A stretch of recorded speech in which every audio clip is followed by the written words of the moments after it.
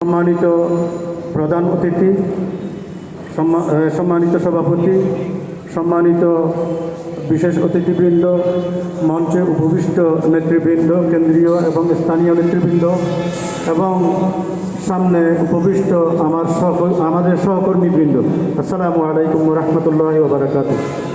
আমি সহকর্মী বললাম এই জন্যে, আমিও শিক্ষক, আপনারাও শিক্ষক, সেই ক্ষেত্রে সেই হিসেবে আমরা সহকর্মী। তো আমি আজকের অনুষ্ঠানে আমাকে সম্মানিত করার জন্য মাদ্রাসা জেনারেল টিচার্স অ্যাসোসিয়েশনকে ধন্যবাদ জানাচ্ছি এবং কৃতজ্ঞতা জানাচ্ছি। এটা যেহেতু স্বাধীনতার সুবর্ণ জয়ন্তীও এখানে একসাথে আছে, এটা আমি ভুল হয়ে গেছে হয়তো, একটা জাতীয় সঙ্গীত পরিবেশন করলে এটা কিন্তু পরিপূর্ণতা অর্জন করত, সুন্দর হতো। তো যাই হোক, এটা সামনে থেকে খেয়াল রাখতে হবে। আর এটা তো আমাদের হুব্বুল ওয়াতানে মিনাল ঈমান, স্বদেশের জন্য ভালোবাসা, এটাও ঈমানের একটা অংশ। যাই হোক, আজকে যে মাদ্রাসা জেনারেল টিচার্স অ্যাসোসিয়েশন এটার যে কার্যক্রম শুরু হয়েছে দেখে আমি অত্যন্ত আনন্দিত। তো মোহাম্মদ আলী সাহেব দক্ষিণ জেলার আহ্বায়ক, উনি সহ কয়েকজন আমার কাছে গিয়েছিলেন, এমপি মহোদয়ও দাওয়াত নিয়েছিলেন, কিন্তু ওনার আজকে সরকারি প্রোগ্রাম পড়ে যাওয়াতে উনি তখনই জানিয়ে দিয়েছিলেন যে আমি তো থাকতে পারবো না, এটা জানিয়ে দিলে ভালো হবে। তা আপনাদের জন্য সহযোগিতা, শুভকামনা ওনার পক্ষ থেকে জানানো হয়েছে। আর আমরা যারা শিক্ষক প্রত্যেকেই বঞ্চিত, শুধু মাদ্রাসা জেনারেল টিচার্স অ্যাসোসিয়েশন তা নয়।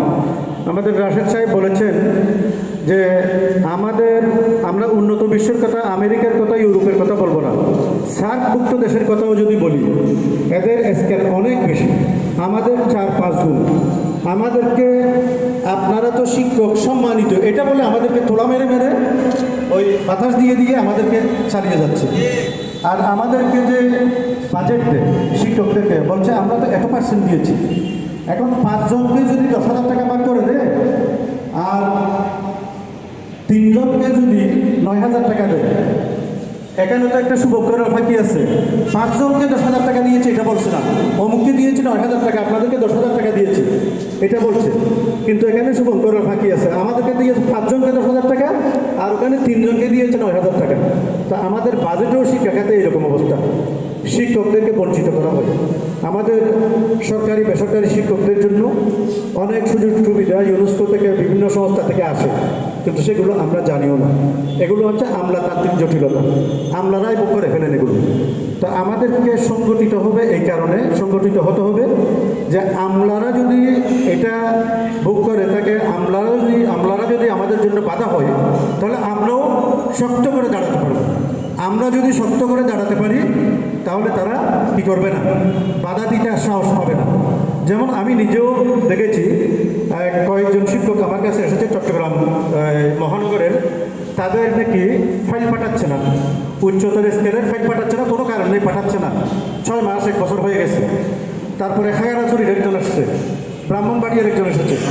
তো আমি শিক্ষা কর্মকর্তাকে ফোন করেছি, জেলা শিক্ষা কর্মকর্তাকে, এবং আমার যে মানবাধিকারের পদবি আছে এটা বলে আমি বলেছি এগুলো ফাইল পাঠান, নইলে আমরা কিন্তু সেটা অন্যভাবে নিতে অন্যভাবে ব্যবস্থা নিব, আমরা অন্যভাবে এটা সাংগঠনিকভাবে আগাবো। ফাইল পাঠিয়ে দিয়েছি। তো যাই হোক, এখানে আমাদের ওই যে আমি আমেরিকান সরকারের প্রোগ্রাম পরিচালনা করি, এখানে অনেক শিক্ষক ট্রেনিং নিয়েছে, প্রায় মাদ্রাসার শিক্ষক 751 জন শিক্ষক ট্রেনিং নিয়েছে 2008 থেকে 13 পর্যন্ত। এখন ছাত্রদের জন্য চলে। সেখানে আমাদের জনাব মৌলানা আমিরুল্লাহ সাহেবকে দেখতেছি, নাজিমউদ্দিন সাহেবকে দেখতেছি। তো এখন আমাদের যে শিক্ষকরা ট্রেনিং নিয়েছে প্রত্যেকটা মাদ্রাসা আছে, আমি সহযোগিতা করতে পারবো ইনশাল্লাহ আপনাদেরকে, কারণ 751 জন শিক্ষক যে ট্রেনিং নিয়েছে, সেখানে নইলে 200 জন অবসরে চলে গেছে, বাকিটা তো আছে। তো তাদেরকেও আমি বলতে পারবো আপনারা ঐক্যবদ্ধ হন। জাতীয়করণ এটাও কিন্তু মাননীয় প্রধানমন্ত্রী অসম্ভব একমত, অসম্ভব আন্তরিক, এরকম শিক্ষা বান্ধব প্রধানমন্ত্রী আর আসে নাই, কিন্তু এরপরও হচ্ছে না কেন? প্রধানমন্ত্রী চাচ্ছেন, হচ্ছে না কেন? এই যে বললাম আমলাতান্ত্রিক জটিলতা। চায় না শিক্ষকরাও মাতবর হোক, এটা চায় না। যেমন শিক্ষা প্রশাসনে যারা আছে, শিক্ষকদের কাছ থেকে শিক্ষকদেরকে ওই পদে দিতে হবে, শিক্ষকদের না দিয়ে আমলাদের বসিয়ে দেয়। ওরা শিক্ষকদের দরদ বুঝে না, সেজন্য শিক্ষকদের দরদ বোঝার জন্য শিক্ষকদেরকে দিতে হবে। যেমন আমাদের হারুন রশিদ সাহেবকে কল্যাণ ট্রাস্টের সদস্য বানানো হয়েছে, এইরকম মাদ্রাসা, স্কুল, কলেজ সব জায়গা থেকে বানাতে হবে কল্যাণ ট্রাস্টের সদস্য, অবসর বোর্ডের সদস্য, শিক্ষা প্রশাসনের বিভিন্ন পদবিতে তাদেরকে বসাতে হবে। কিন্তু সেটা আমরা বসাতে হবে সারাদিন কাটলেও কাজ হবে না। এটা হচ্ছে আমরা যদি ঐক্যবদ্ধ থাকতে পারি তাহলে আমরা আমাদের কাজ সঠিকভাবে আদায় করতে পারবো। সরকারের কিন্তু 1 টাকাও ভর্তুকি দিতে হবে না যদি জাতীয়করণ করে। চট্টগ্রামে, আমি ঢাকার কথা বলবো না, চট্টগ্রামে কয়েকটা কলেজ স্কুল এমন আছে সেগুলো টাকা দিয়ে সরকারি করলে আরও 100টা স্কুল কলেজ চলবে, সেরকম অর্থ আছে। তো সরকার যদি এগুলো নিয়ে নেয় এবং সরকার যদি জাতীয়করণ করে তাহলে সরকারের ভর্তুকি দিতে হবে না। কিন্তু ওখানে সরকারকে বোঝানো হয় যে এখানে সরকারের অনেক ভর্তুকি দিতে হবে, ক্ষতি হবে, কিন্তু ক্ষতিগ্রস্ত আসলে হবে না। জাতির মেরুদণ্ড হচ্ছে শিক্ষা, এটা আমরা কথায় বলে থাকি, কিন্তু এটা আসলে আমরা মনে পোষণ করি না। যদি মেরুদণ্ড শিক্ষা হয় তাহলে আমাদের শিক্ষাকে জাতীয়করণ করতে অসুবিধা কোথায়? 97% শিক্ষক হচ্ছে বেসরকারি মাদ্রাসা, স্কুল, কলেজ, আর 3% হচ্ছে সরকারি। তাহলে সরকারি কলেজে 20 টাকা টিউশন ফি দিয়ে কি পড়ছে? পড়ালেখা করছে শিক্ষার্থীরা। এখন এই সুবিধাটা পাচ্ছে সরকারের, এই সুবিধাটা পাচ্ছে মাত্র 3% মানুষ। আর এটা কিন্তু আর 97% মানুষ তো এরাও তো এই দেশের জনগণ। তাহলে মাঝামাঝি করে 20 টাকাও না নিয়ে, 500 টাকা না নিয়ে মাঝামাঝি যদি 100 টাকা টিউশন ফি করে, এটা কারোর জন্য বোঝা হবে না। 100 টাকা টিউশন ফি করলে তাহলে 100% মানুষ কি পাচ্ছে? সরকারি সুবিধাটা পাচ্ছে। এভাবে আমাদের জাতীয়করণ যদি করা হয়, এগুলো আন্তরিকতার অভাব। সরকারের আন্তরিকতা আছে, কিন্তু যারা ফাইল নাড়াছাড়া করবে এদের আন্তরিকতা নেই, সেজন্য হচ্ছে না। সেজন্য আপনারা মাদ্রাসার যারা জেনারেল টিচার্স আর মাদ্রাসার যারা সহকারী অধ্যাপক হওয়ার কথা, জ্যেষ্ঠ প্রভাষক, এটা একটা অন্যায়, এটা একটা অন্যায় প্রথা মাদ্রাসা, স্কুল, কলেজ, মাদ্রাসা এবং কলেজের উপর চাপিয়ে দেওয়া হয়েছে জ্যেষ্ঠ প্রভাষক। জ্যেষ্ঠ প্রভাষক যদি দেওয়া হয় তাহলে সহকারী লেকচারারও দিতে হবে পদটা, এটা অন্যান্য বিষয়ে আছে। সহকারী লেকচারার সেটা অনার্স পাস করে ঢুকতে পারে, তাহলে আপনারা সুবিধা ওইটা দিবেন না, এটা কেন করবেন? সুবিধা যদি জ্যেষ্ঠ প্রভাষক যদি আমাদেরকে দিতে হয় তাহলে আমাদেরকে সহকারী লেকচারার অনার্স পাস করার পর সুযোগ এটাও দিতে হবে। এরপরে যেহেতু এটা দেয় নাই, আমাদেরকে সরাসরি আগে যেরকম ছিল সহকারী অধ্যাপক। আমার শিক্ষা টিভিতে আমার প্রায় 40 মিনিট একটা সাক্ষাৎকার নিয়েছিল, সেখানে আমি জ্যেষ্ঠ প্রভাষকের কথা বলেছিলাম, কোনো মাদ্রাসা জাতীয়করণ হয় নাই, স্কুল কলেজ হয়েছে এটা বলেছিলাম। তারপরে আমি 9টা দফা লিখে দিয়েছিলাম কেন্দ্রে সাজু ভাইয়ের কাছে, উনি প্রধানমন্ত্রীর কাছে দাবি দাওয়া পাঠানোর সময় ওইগুলো অন্তর্ভুক্ত করেছিল। সেখানে একটা ছিল সহকারী প্রধান শিক্ষক। সহকারী প্রধান শিক্ষক স্কুল অ্যান্ড কলেজে যারা আছে তারাও কিন্তু বঞ্চিত।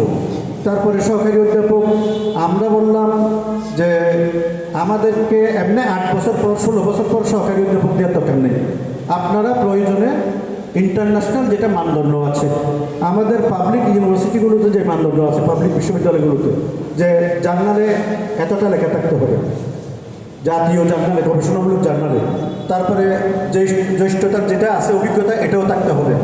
এরপরে বিভিন্ন লেখালেখি এগুলো যদি থাকে, বিভিন্ন প্রকাশনা থাকে, তাহলে তাদেরকে কী করা হোক, প্রমোশন দেওয়া হোক। এখন কোনো নীতিমালাও বানায় না, বলে যে রেশিও ভিত্তিতে। এটা তো অনেকে লেকচারার হিসেবে আমরা দেখেছি, আমাদের এক কলিগ 28 বছর পর চলে গেছেন লেকচারার হিসেবে। এর যে দুঃখজনক ঘটনা হতে পারে না, ওনার ছাত্রের ছাত্র উপযুক্ত প্রফেসর হয়ে গেছে, তাহলে এটা কিন্তু লজ্জাজনক ঘটনা। এই জন্য আমাদেরকে একতাবদ্ধ হতে হবে।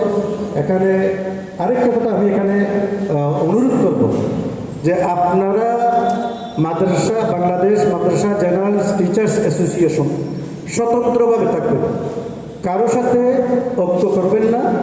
কারণ ঐক্য করলে নিজস্ব যে ঝুঁকি নষ্ট হয়ে যায়। সেজন্য আপনারা স্বতন্ত্রভাবে থাকবেন এবং আপনারা সংগঠিত হন। কারণ আমরা ইতিহাস দেখেছি, ঐক্য করার পর সাধারণত এই বড় সংগঠনের মধ্যে ছোট সংগঠনটা বিলীন হয়ে যায়। এই জন্য আপনারা ভালোভাবে সংগঠিত হন। বিভিন্ন প্রতিষ্ঠানে গিয়ে শিক্ষকদেরকে একত্রিত করুন। একত্রিত করে আপনাদেরকে বিভিন্ন যে সরকারের ট্রেনিং প্রোগ্রাম আছে, ট্রেনিং প্রোগ্রামে পাঠাতে হবে। প্রথম দাবি থাকবে জাতীয়করণ। এটার আগ পর্যন্ত স্কেল, তারপরে সহকারী অধ্যাপক, এরপরে আমাদের অন্যান্য ট্রেনিং, এগুলোর ব্যাপারে আমাদেরকে ঐক্যবদ্ধভাবে দাবি জানাতে হবে। ঐক্যবদ্ধভাবে মানে আমরা রাস্তায় গিয়ে আমরা শিক্ষক মানুষ ভাঙচুর করবো না, আমরা মানববন্ধন করব, আমরা মিটিং করব, আমরা মিছিল করব। আমাদের দাবি দেওয়াটা যাতে সরকারের সর্বোচ্চ পর্যায়ে পর্যন্ত যায়। কারণ সরকারের সর্বোচ্চ পর্যায়ে গেলে আমি শতভাগ আশাবাদী যে আমাদের দাবি দাওয়াগুলো পূরণ হবে। কারণ সরকার শিক্ষাবান্ধব, মাননীয় প্রধানমন্ত্রী শিক্ষাবান্ধব এবং উনি খুবই আন্তরিক। তো আমি আপনাদের উত্তরোত্তর কল্যাণ কামনা করে আমার বক্তব্য শেষ করছি। ওয়া আখিরু দাওয়ানা আলহামদুলিল্লাহি রাব্বিল আলামিন। আসসালামু আলাইকুম ওয়া রাহমাতুল্লাহি ওয়া বারাকাতুহু।